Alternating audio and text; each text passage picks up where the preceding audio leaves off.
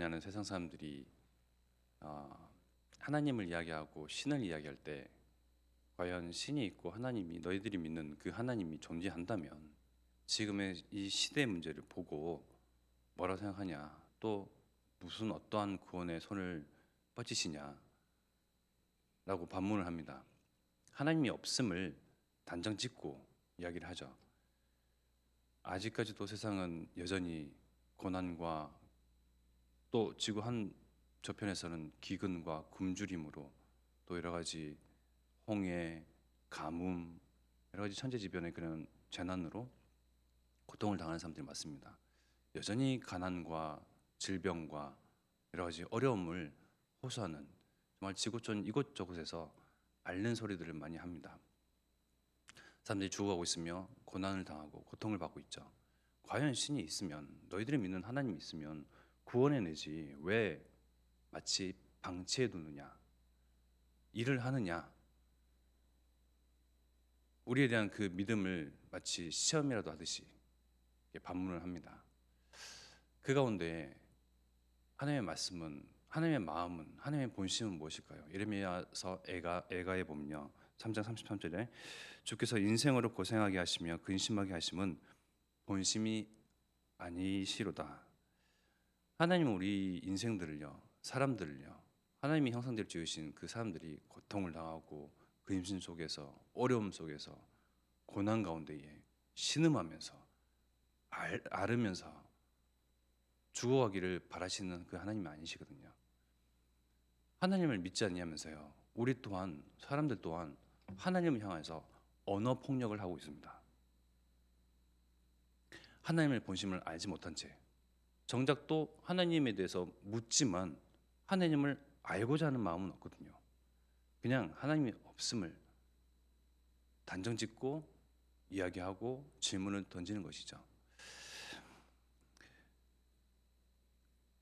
죄로 인하여서 사람들이 하나님을 떠나게 되고 고통 가운데에 그 혼자 사는 것이 아니고 그 배경은 사단이 배경이 되어지고, 하나님을 주인 삼고 하나님을 왕으로 모시고 경배하며 찬양하고 예배되는 그 존재들이 그때 비로소 참 삶의 분명한 의미와 가치와 본분이 바로 섰을 때에 참 행복과 기쁨이 있는 인간들이 하나님을 주인 삼지 않으니 어떤 것을요? 사단을, 마귀를, 귀신을, 우상을 주인 삼고 왕의 자리로 하나님 대신 다른 것으로 앉혀놨잖아요. 그러니 사단이 생명을 줍니까? 참 기쁨을 줍니까? 참 행복을 줍니까? 만족을 줍니까?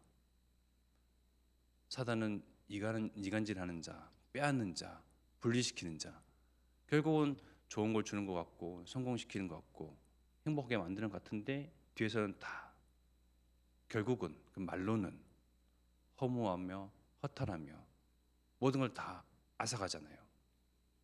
꼭 물질적인 그러한 손해 손실이 아니고요, 영혼을 앗아가잖아요. 생명을 앗아가 버립니다. 하나님을 만나야 되는, 하나님 만났을 때 오는 그 참 행복을 아예 알지 못하도록 마음, 귀, 눈, 그 중심 모든 걸 닫아버리잖아요.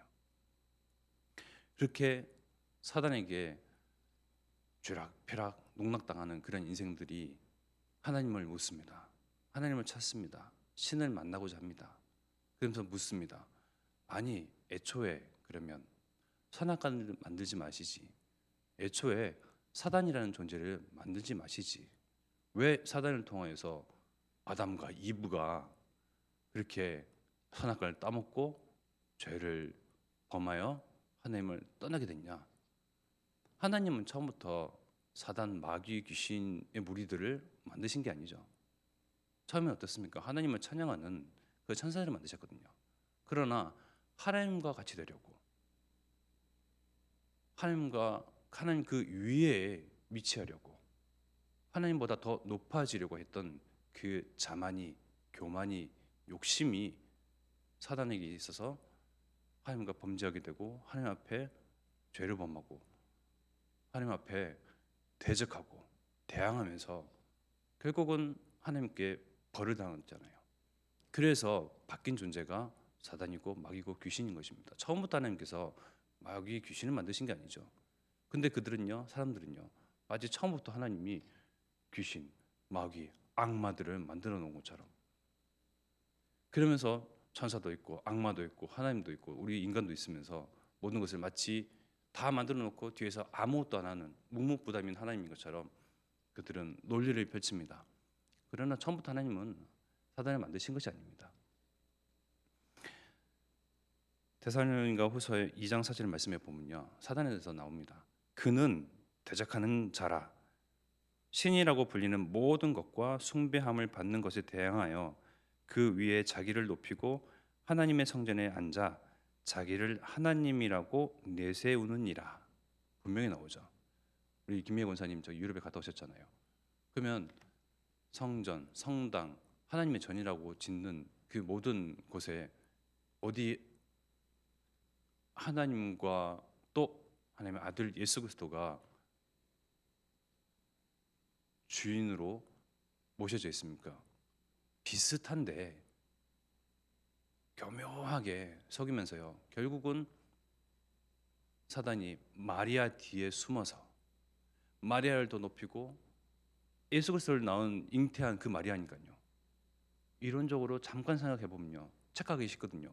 그래, 하나님을 낳으신 그 마리아, 예수 그리스도를 낳으신 그 마리아, 그러면 마리아가 예수님보다 더 높은 위치에 있지 아니하냐 라는 그러한 이상한 복음도 아닌 그런 섞이고 희미하고 교묘한 복음 가지고요, 마리아를 더 우상시하고요, 예수 그리스도의 능력은요, 권세는요, 그 하신 일들은요 완전히 이렇게 약해져서요, 그림을 보던 뭐 석상을 보던 무엇을 보던 항상 예수 그리스도는 어린 아기 예수 그리스도로 제한되어 있고요, 예수 그리스도는요 항상 십자가에서 그냥 피 흘려 고통만 당하는 그 예수 그리스도, 고통 뒤에 부활이 있잖아요.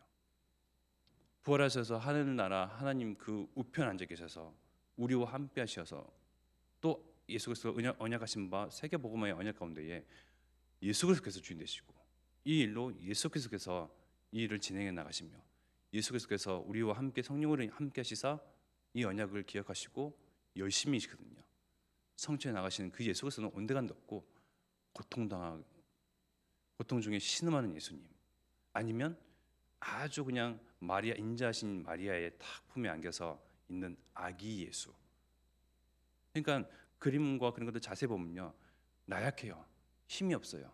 근데 그 뒤에 마리아는요, 그 십자가에 지신 예수님을 품에 안는 마리아, 인자와 사랑과 자비가 넘치는 그 마리아, 그 가운데 하나님도 없어요. 무조건 마리아예요. 그것이 오래된 세대 가운데서 여러 지역에 퍼져서 그것이 종교로 우상으로 지금까지도 그들 사상에, 문화에, 교육에 다 파고 들어가 있습니다. 결국은 사단이 말씀이 증거했던 것처럼 하나님의 성전에 앉아 자기를 하나님이라고 내세우는 그 꼴입니다. 왜 죄로 인해서 사람들이 고통을 당하고 죄로 인해서 하나님을 떠나고 죄로 인해서 지금까지도 이 시대는 여러 가지 문제와 여러 가지 일들과 전쟁과 기근으로 신음하고 고통을 앓고 있습니까? 하나님이 왜 방치해 둡니까? 하나님이 이 죄를 방치해 두십니까? 죄를 범한 인간에게 가장 먼저 약속하시고 언약하신 것이 무엇입니까? 죄의 문제가 발생했으니 죄를 해결하겠다. 이 선악과를 따먹는 날에는 반드시 죽으리라 하나님께서 언약하셨잖아요. 그 언약을요 유보시키신 것이 아니에요. 딜레이 시키시고 미루신 것이 아니에요. 우리를 죽이지 아니하시고 하나님 당신이 인간의 몸으로 그리스도로 오셔서 당신이 스스로 죽으신 거예요. 그 언약을요 당신에게 적용하셔서 그리스도께서 죽으셨어요. 죄에서 벗어나는 길을 우리에게 먼저 주신 거예요. 야고보서 1장 15절 말씀에 보면요, 욕심이 잉태한즉 죄를 낳고 죄가 장성한즉 사망을 낳느니라. 하나님이 죄를 만드셨습니까? 하나님이 죄를 낳으셨습니까? 우리의 욕심으로 말미암아 사단이 가진 그 욕심, 하나님과처럼 되려고 했던 그 욕심, 교만함이 하와에게 들어가고 아담에게 들어가서 하와와 아담 또한 하나님처럼 된다 하니 그것을 따먹으면 내 눈이 밝아서 하늘과 똑같은 동등한 아니 그 이상의 능력 가진 자가 되겠구나. 교만한 마음이 들어왔잖아요. 하나님이 죄를 만드신 것이 아니거든요. 우리가 하나님처럼 되고자 했던 그 욕심이 죄가 되고 죄가 장성한 즉 사망이 되었습니다. 그러니 원인과 그에 따르는 과정과 결과는요 우리의 몫이거든요. 결코 하나님이 만드신 것도 아니고 하나님께서 그렇게 조장하신 것도 아닙니다. 그러나 하나님이 믿지 않냐고 하나님을 비방하며 하나님이 없다 많은 사람들이 하나님을 이야기하면서 죄를 이야기하고요. 하나님을 이야기하면서 사단을 이야기하고요. 하나님을 이야기하면서 틀린 하나님의 본심, 다른 마음을 이야기하면서 언어 폭력을 하고 있는 거죠. 그러나 하나님은요. 그 자비하심이 영원하시고 인자하심이 긍휼하심이 지금도 이어지는 그 하나님의 사랑이요. 죄를 범한 사람들, 하나님 떠난 사람들, 하나님의 이름이 모욕을 당하는 이 시대 가운데서도 이들을 향한 그 구원의 하나님의 자비와 은총이요. 얼마나 놀랍고 큰지요. 우리를 먼저 하나님 믿는 자들로 내세우셔서요. 우리가 있는 그 현장 가운데서 지금도 하나님 떠나서 눈먼 자들이 진리를 알지 못하고 또 생명 가운데 있지 못하고 사단에게 쥐락펴락 농락당하는 그 사람들이요. 참 행복을 찾고 참 기쁨을 찾고 참 구원 얻고자 하고 진리를 알고자 하면서 눈먼 채로 더듬거리는데 여전히 흑암과 혼돈과 공허가 뒤섞여 있는 이 세상 가운데서 우리를 빛의 사자로 군사로 망대로 세우셔서 빛을 증거토록 발산토록 증언하도록 하시는 이 하나님의 사랑을 보십시오. 하나님은 이 세계복음화의 언약, 모든 사람이 구원을 얻는 이 하나님의 마음, 또 이 천국복음이 땅까지 증거돼야 그제야 끝이 오리라 하시는 하나님의 그 언약을 기억하시사 또 창세 전에 구원하시기로 작정하신 미리 구원하시기로 작정하신 우리들을 기억하시사 이 시대로 보내신 거예요. 그래서 우리만 믿고 우리만 기뻐하며 우리만 그 행복을 취하는 것이 아니고요. 나에게 있는 이 생명, 구원의 은혜, 하나님과 함께 교제하는 이 참 행복을요. 빛을, 생명을, 그 길을, 진리를 설파하고 선전하고 또 증거하는 이 일에 우리의 참 본분인 줄 믿습니다. 그 일 위해서 우리를 부르셨고 세우셨고 이 일로 우리와 함께 하십니다. 이번 주 강단의 제목 그대로예요. 그의 언약을 기억하시고 그 크신 인자하심을 따라 세상은 지금 세상을 멸하지 아니하시고 단장에도 하나님과 한 말씀으로 끝내실 수 있잖아요. 그러나 이 세상 가운데 많은 사람들이 하나님 떠나서 여전히 살아가고 있거든요. 호흡은 할지언정 그 영은요 죽어 있는 상태거든요. 이들을 향한 하나님의 그 사랑이 여전하시거든요. 영원하시거든요. 그렇기 때문에 우리를 통해서 하나님 직접 나설 수가 없으니 죄를 범한 자들이 하나님의 영광을 보면 안 되잖아요.